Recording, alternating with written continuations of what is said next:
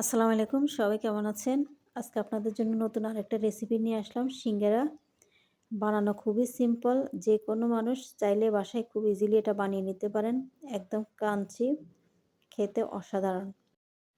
সিঙ্গারা বানানোর জন্য আমি এখানে মিডিয়াম সাইজের ৩টা আলু নিয়েছি। আপনারা চাইলে বড়ও নিতে পারেন। আর ছোট নিলে এখানে ৩টার জায়গায় ৬টা নিবেন। এগুলোকে স্লাইস করে চিকন চিকন করে একদম কুচি করে এভাবে কেটে নিতে হবে।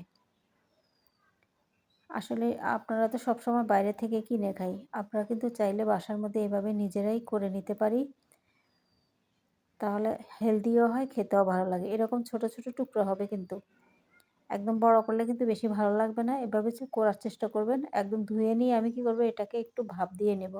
যখন এটাকে ভাপ দিয়ে নেওয়া হবে তাহলে এটা যখন আমি ফ্রাই করব তখন অনেকটা সুবিধা হবে, তাড়াতাড়িও কুক হয়ে যাবে।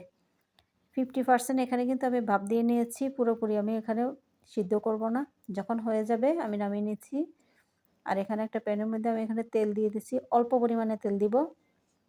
সিঙ্গারাতে নরমালি কিন্তু তেলটা কম ইউজ হয়।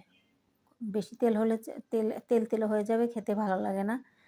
যখন পেস্টটা একটু কষে আসবে তখন আমি এখানে 1/2 চামচ পরিমাণ আদা, রসুন বাটা দিয়ে দিচ্ছি। এগুলাকে ভালো করে কষানো হয়ে গেলে এখানে 1/2 চামচ পরিমাণ আমি ধনে গুঁড়ো অ্যাড করেছি। এগুলাকে ভালোভাবে মিশিয়ে নিতে হবে। এখানে সামান্য পরিমাণ আমি লবণ অ্যাড করব। পরিমাণ মতো দেওয়ার চেষ্টা করবেন। লবণের কোনো নির্দিষ্ট পরিমাণ নেই। আর 1/2 চামচ পরিমাণ হলুদের গুঁড়ো অ্যাড করেছি। এগুলাকে একদম ভালোভাবে কষিয়ে নিতে হবে। যখন কষানো হয়ে যাবে আমি এখানে 1 চামচ পরিমাণ গরম মশলা গুঁড়া আর 1 চামচ পরিমাণ জিরে গুঁড়ো অ্যাড করেছি। এরপরে সিদ্ধ আলুগুলো আমি এখানে দিয়ে দিচ্ছি। এগুলাকে ভালোভাবে একদম কষিয়ে নিতে হবে। যখন এভাবে একদম ভালোভাবে মেশানো হয়ে যাবে তখন আমি এখানে সামান্য পরিমাণে পানি অ্যাড করব। বেশি পানি অ্যাড করব না। কারণ এটা আমার অলরেডি কুক করা আছে 50%, তাই অল্প পরিমাণে পানি আমি অ্যাড করেছি। লাগলে একটু পানি অ্যাড করতে পারেন। আর যখন অনেকটা কষানো হয়ে যাবে আমি এখানে 1 চামচ পরিমাণ চিলি পেস্ট অ্যাড করেছি। কারণ একটু স্পাইসি হলে ভালো লাগবে। আর যদি আপনারা স্পাইসি খেতে না চান তাহলে অ্যাড করার কোনো প্রয়োজন নেই। লাস্ট মুহূর্তে আমি কিছু কাঁচামরিচ অ্যাড করব। একদম প্রথমে দিলে এটা নরম হয়ে যাবে, খেতে ভালো লাগে না আমার কাছে।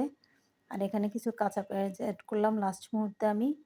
আর 1 চামচ পরিমাণ পাঁচফোড়ন মশলা অ্যাড করলাম। তাহলে ফ্লেভারটা অনেক ভালো আসবে। আর যখন হয়ে যাবে তখন এখানে কিছু আলুকে এভাবে ভেঙে দিবেন, তাহলে অনেকটা ভালো লাগবে সিঙ্গারাটা খেতে। সবগুলা ভাঙার দরকার নেই। আপনি কিছু পরিমাণ আলুটা এভাবে চেপে চেপে ভেঙে দিবেন। আমার পুরটা কিন্তু শেষ বানানো। আমি এখন আটা তৈরি করে নেব। আটা তৈরি করার জন্য এখানে আমি 2 কাপ পরিমাণ ময়দা অ্যাড করব। 2 কাপ ময়দা নেওয়া হলে এখানে আমি 1 চামচ পরিমাণ কালোজিরা, পরিমাণ মতো লবণ আর 2 টেবিল চামচ তেল অ্যাড করব। দিয়ে এটাকে আটার সাথে একদম ভালোভাবে মিশিয়ে নিতে হবে। আপনি তেলটা মিশালে যখন এভাবে একদম মুঠো করা যাবে, মনে করবেন যে আপনার ময়দাটা অনেকটা রেডি হয়ে আছে, তাহলে তেলের পরিমাণটা ঠিকমতো হবে, মাপটাও ঠিকমতো হয়। যখন ভালোভাবে মেশানো হয়ে যাবে তখন এখানে আমি হালকা কুসুম গরম পানি অ্যাড করেছি। এটাকে ভালোভাবে একদম মিশিয়ে নিতে হবে। সিঙ্গারার ডোটা কিন্তু আপনার একটু নরম হয়, অতটা শক্ত হয় না। চেষ্টা করবেন একটু নরম করে রাখার জন্য। যখন মাখানো হয়ে যাবে তখন এখানে একটা ভেজা ন্যাকড়া দিয়ে এভাবে আধা ঘন্টার জন্য রেস্টে রেখে দিবেন, তাহলে আটাটা একদম সুন্দর হয়ে যাবে। 30 মিনিট পরে দেখেন একদম ডোটা সফট হয়ে গেছে। এটাকে আমি আরেকটু মথে নিব, তাহলে বানাতে অনেকটা সুবিধা হবে। এটাকে ভালোভাবে যতটুকু পারেন আপনারা মথে নেওয়ার চেষ্টা করবেন। এভাবে লম্বা করে আমি এটাকে 2 ভাগ করে নিব। 2 ভাগ করে নিয়ে এভাবে ছোট ছোট টুকরো করে কেটে নেব সিঙ্গারা বানানোর জন্য। আর সিঙ্গারার রুটিটা আপনি বেলার সময় একটু লম্বা করে বানানোর চেষ্টা করবেন। এই যে মাঝখান থেকে এভাবে কেটে নিয়ে তারপরে সিঙ্গারাটা তৈরি করবেন। আর চেষ্টা করবেন একসাথে রুটিগুলো তৈরি করার জন্য। আপনি যখন একসাথে রুটিগুলো তৈরি করে নেবেন তাহলে বানানোতে অনেক সুবিধা হবে। এজন্য কি করেছি, আমি অনেকগুলো রুটি একসাথে তৈরি করে নিচ্ছি। আর সিঙ্গারা তৈরি করার শেপটা আপনাদের আমি দেখিয়ে দিচ্ছি, আপনারা একটু দেখে নেবেন। এভাবে কোনাকুনি করে নিতে হবে। সাইডটা চেপে নিয়ে দুই সাইড দিয়ে মাঝখানে যখন পুরটা দেওয়া হয়ে যাবে তখন সাইড দিয়ে পানি দিয়ে এটাকে দিয়ে দিতে হবে। তাহলে আপনি যখন সিল করবেন সুন্দরভাবে লেগে যাবে। আরেকটা দেখিয়ে দিচ্ছি। এই যে সাইড দিয়ে এভাবে পানি দিয়ে দিবেন। মাঝখান দিয়ে এভাবে চেপে নিবেন। সাইড থেকে এভাবে চেপে দিতে হবে। তারপরে ২ সাইডটা একদম ভেঙে দিতে হবে। চাইলে আপনারা এভাবেও রাখতে পারেন। শেপটা আসলে আপনাদের পছন্দ অনুযায়ী যে যেভাবে পছন্দ করে ওইভাবে শেপটা দিতে পারেন। এভাবে একে, একে সবগুলো আমি বানিয়ে নিয়েছি। দেখেন কি সুন্দর সিঙ্গারা তৈরি হয়ে গেল। সিঙ্গারাটা আসলে নরমালি আমি এমনিতে দোকান থেকে কেনা হয় না, কিনে খাওয়া হয় না আমার। আমি নরমালি খেতে পারি না। অনেকদিন পরে বানিয়ে আমি নিজেই খেলাম। আপনারা এভাবে তৈরি করে নিতে পারেন।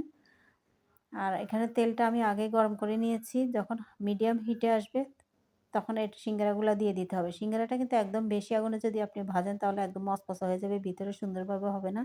খেতেও ভালো লাগবে না। চেষ্টা করবেন মিডিয়ামভাবে করার জন্য। এক সাইডটা ব্রাউন হয়ে আসলে আপনি অন্য সাইডটা উল্টিয়ে দিতে পারেন। আপনারা এভাবেও তৈরি করে কিন্তু সিঙ্গারাটা কিন্তু না ভেজে ফ্রোজেন করে ফ্রিজে রেখে দিতে পারেন বাচ্চাদের টিফিনে বা যেকোনো এই যে রোজা আসতেছে সামনে আপনার রোজার জন্য এভাবে তৈরি করে নিতে পারেন। তৈরি হয়ে গেল আমার মজাদার সিঙ্গারা। আশা করি ভিডিওটি আপনাদের ভালো লেগেছে। আপনারাও বাসায় তৈরি করার চেষ্টা করবেন। ভালো লাগলে সাবস্ক্রাইব করে পাশে থাকুন।